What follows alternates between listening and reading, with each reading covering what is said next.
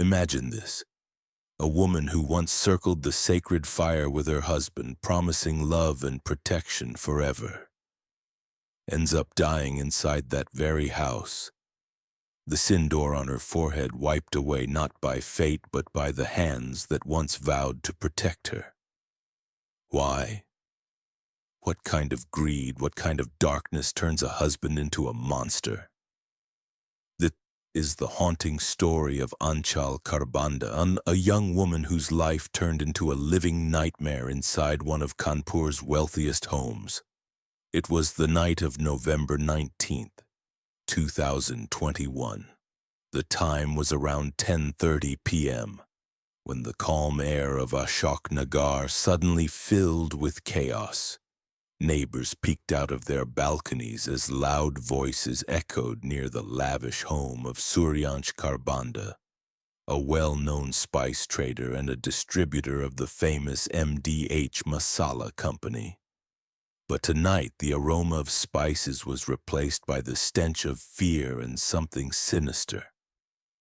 Outside the gate, a group of people were shouting, "Open the door!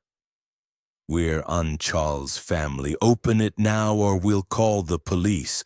Their screams pierced the night, waking the entire neighborhood. Inside, barking dogs answered their cries. 7 massive pit bulls growling from behind the gate, as if guarding something no one was supposed to see. The scene looked like a fortress hiding a secret. Aanchal's mother, Reena, trembling with panic, kept shouting her daughter's name. But there was no reply. Minutes turned into an eternity. When no one came to open the gate, Reena finally called the police. Within minutes, officers from Najirabad police station, located just 10 minutes away, arrived at the scene. By now, a crowd had gathered. Everyone whispered the same question. What's happening inside the Kharbanda house? As soon as the police knocked on the gate, a security guard appeared and nervously opened it. The moment the gate creaked open, all 7 pit bulls rushed forward, barking fiercely, their eyes glowing in the dim streetlight. The officers quickly ordered the guards to restrain them. Once the dogs were locked inside a room, the police and Aanchal's family entered the house, hearts pounding with dread. Inside there was an eerie silence, except for the soft crying of a child. In the kitchen, 2 terrified maids, Radhika and Kiran, sat huddled together with Aanchal's 2-year-old son, Ayansh, in their arms. When Reena saw her grandson, she rushed forward, picked him up, and began screaming her daughter's name again. But Aanchal was nowhere to be found. When the police questioned the maids, they hesitated, then whispered, "We last saw Madam in her room." The officers hurried upstairs. Aanchal's bedroom door was open. Her phone lay on the floor and the lights were still on. The room was a mess, as if a struggle had taken place. But Aanchal wasn't there. Then one officer noticed something. The bathroom door was closed. They knocked. No answer. They called her name. Silence. Finally, they broke the glass window on the bathroom door. And what they saw froze everyone in horror. Aanchal's lifeless body was hanging from the ceiling fan, a dupatta tied around her neck. The screams that followed shattered the night. Her mother fainted on the spot while her father, Pawan Grover, fell to his knees shouting, "They killed her! They murdered my daughter." The police quickly untied the body and lowered it down. But what had really happened here? Was it suicide? Or something much darker? As news spread, the posh streets of Ashok Nagar were flooded with reporters and onlookers. How could the wife of such a wealthy businessman, a man with luxury cars, servants, and influence, end up dead inside her own bathroom? Police began their initial investigation. At first glance, it looked like suicide, but the missing husband and mother-in-law told a different story. Aanchal's parents accused the Kharbanda family of dowry harassment and torture. They claimed their daughter had been pushed to the edge by her husband, Suryansh, and his mother, Nisha. The police took their statement seriously and began looking for the two missing family members. While investigators searched for clues, the emotional weight of that night hung heavy over everyone. Neighbors recalled seeing Aanchal smiling just a few days earlier while playing with her son. No one could imagine that behind that smile was a woman battling humiliation, greed, and abuse. The very walls of her house had become silent witnesses to her suffering. Hours passed. The police still couldn't find Suryansh or Nisha. Their phones were switched off. The tension grew thicker with every minute. Why were they hiding if it was just a suicide? What were they running from? Late that night, an order went out across the state to locate the missing husband and mother-in-law. By morning, the police received a breakthrough. After tracking phone signals and gathering intel from local informants, they found Suryansh and Nisha hiding at a relative's home in Lucknow. They were immediately arrested and brought back to Kanpur for interrogation. But instead of confessing, both of them blamed Aanchal. They told the police she was unstable, aggressive, and constantly fought with them. They even showed videos where Aanchal could be seen yelling and arguing with her husband and mother-in-law. The police were now torn between two stories, one told by a grieving family and another by the accused themselves. Was Aanchal truly depressed, or had she been pushed to her breaking point? Did the woman who once dreamed of a happy marriage really choose to end her own life? Or was she silenced by the very people she trusted most? The truth was buried under lies, manipulation, and heartbreak.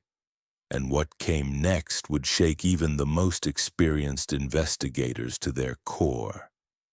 The next morning, as the sun rose over Delhi's restless skyline, the investigation into Aanchal Kharbanda's mysterious death took a sharp and unexpected turn. What initially appeared to be a tragic suicide started to look much darker. When police arrived at the apartment, they noticed something strange. The body position, the tightness of the noose, and the height of the fan hook didn't align with Tarun's height. Something didn't add up. The police began to inspect every inch of the flat. There were no signs of forced entry, no broken locks, and no stolen items. Everything looked disturbingly normal. Too normal for a house where a man supposedly took his own life. Then one of the officers found a glass on the dining table with traces of a white powder at the bottom. It was subtle but enough to trigger suspicion.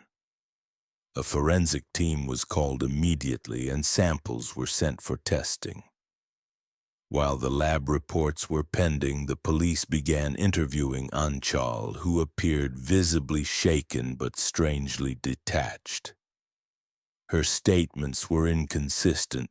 In one version, she claimed Tarun was depressed about business losses, and in another, she said they fought over family issues. But neighbors told a different story. They revealed that Tarun and Aanchal had frequent fights, sometimes loud enough for others to hear. One neighbor even said, "Madam used to leave the house late at night and come back early in the morning. We never knew where she went." Digging deeper, police checked Aanchal's phone records. That's when the story took a spine-chilling turn. A number appeared repeatedly in her call logs. one that she had spoken to for hours, especially in the nights before Tarun's death. The number belonged to a man named Rohit, her colleague at work. When questioned, Rohit denied any romantic involvement, claiming they were just close friends. But the police weren't convinced. Soon the forensic report arrived, and it confirmed everyone's worst fears. The white powder found in the glass contained traces of sleep-inducing drugs, the same kind that could render someone unconscious in minutes. The autopsy revealed faint marks on Tarun's arms, as if someone had tried to hold him down. He hadn't died instantly from hanging. He was already semi-conscious when it happened. It wasn't suicide, it was murder. The entire atmosphere in the police station shifted. Officers who had once felt pity now felt rage. The suspicion grew stronger toward Aanchal. But before jumping to conclusions, the police decided to test one more angle. Motive. What reason could she possibly have to kill her husband? The answer came when investigators unlocked Tarun's email account. There in one of the drafts was a half-written letter to a close friend. It read, "I think Aanchal is hiding something. She's been distant lately. I feel like she's planning something terrible.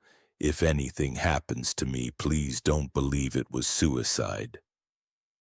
The message sent shivers down everyone's spine. The police confronted Aanchal again, this time with all the evidence. The drugs, the phone records, and the letter. She tried to stay calm but began to crumble under pressure. When questioned about her relationship with Rohit, she finally broke down. Through tears, she confessed to having an affair. Tarun had discovered it weeks before his death and had threatened to expose both of them to her family and the company they worked for. In desperation, Aanchal and Rohit plotted a way to silence him forever. According to her confession, on the night of the incident, she mixed the sleeping pills into Tarun's drink while pretending to reconcile.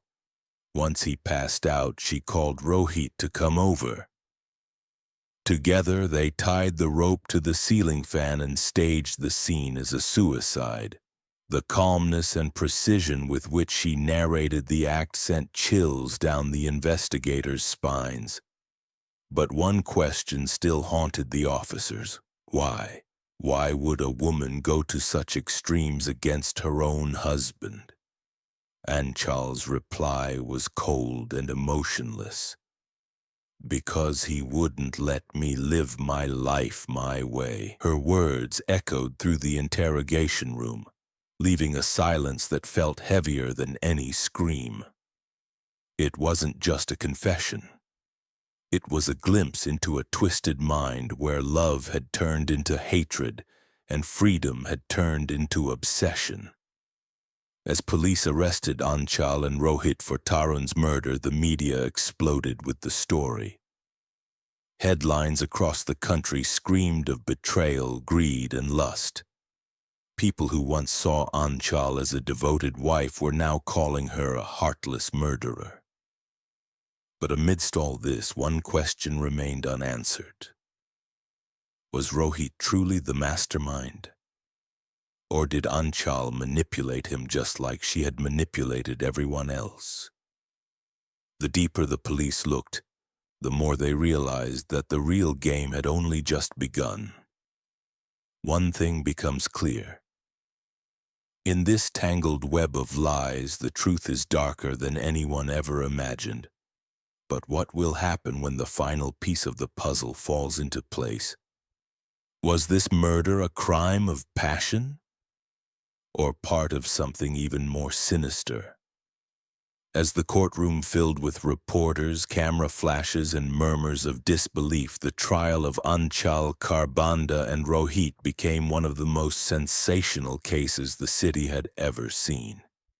Every news channel debated the story. Was it a crime of passion or a cold-blooded plan? While social media buzzed with opinions, people wanted answers, but no one knew the full truth. Not yet. In the beginning, it seemed like an open and shut case. Aanchal had confessed. The forensic evidence matched. Rohit's phone location placed him at the crime scene. But as the trial progressed, something unexpected began to surface. A pattern of manipulation that went far beyond anyone's imagination. Rohit, who had initially stayed silent, finally decided to speak in court. His statement shocked everyone.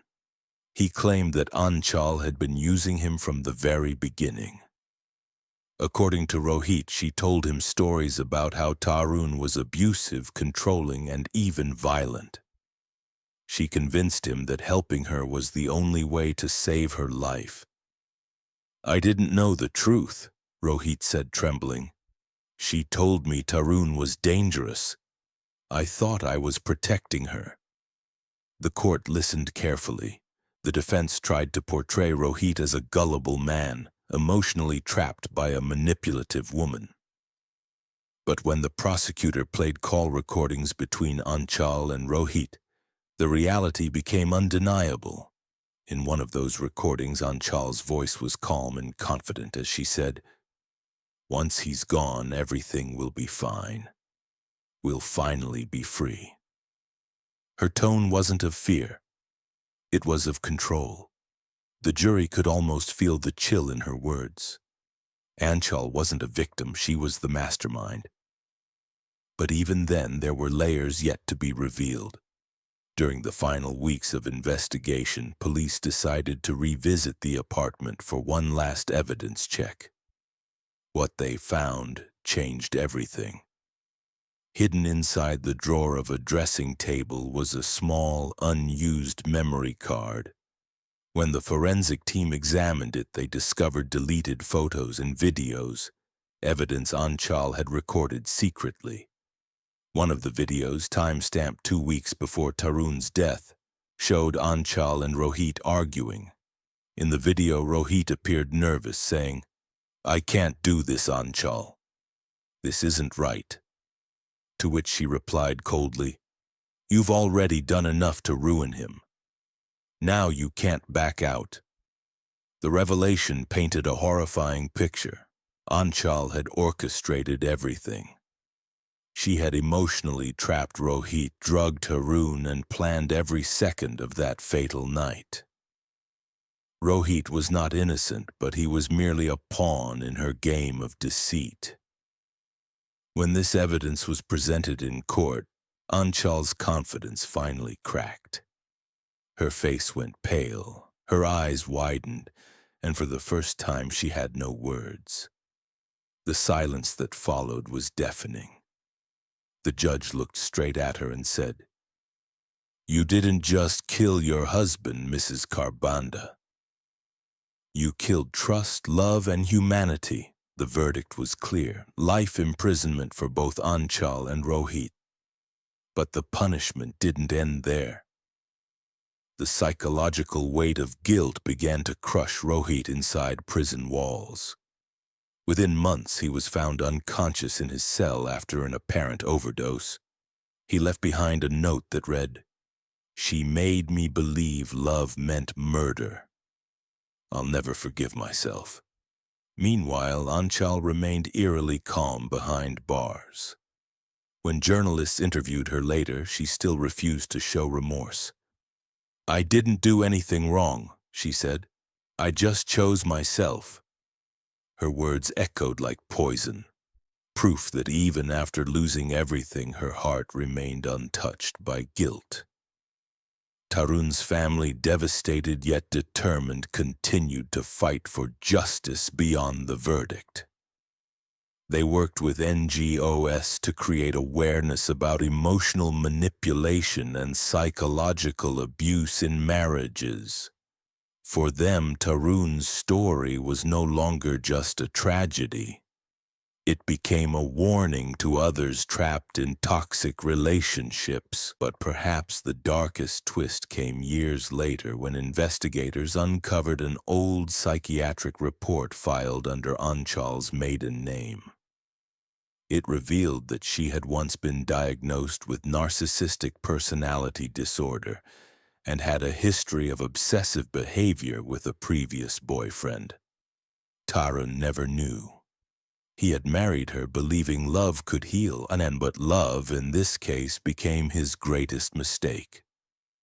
In the end, the truth stood naked and brutal. Tarun's death wasn't just about betrayal. It was about how manipulation can turn affection into a weapon and how the desire for control can destroy everything in its path. As the story closed, one question lingered. Was Aanchal truly born evil? Or did society's endless pressure to live the perfect life twist her into a monster? Maybe somewhere deep down there's a part of her story that reflects the darkness in us all. The side we hide behind smiles, lies, and excuses. What do you think? Was Aanchal a victim of her circumstances? Or the creator of her own hell?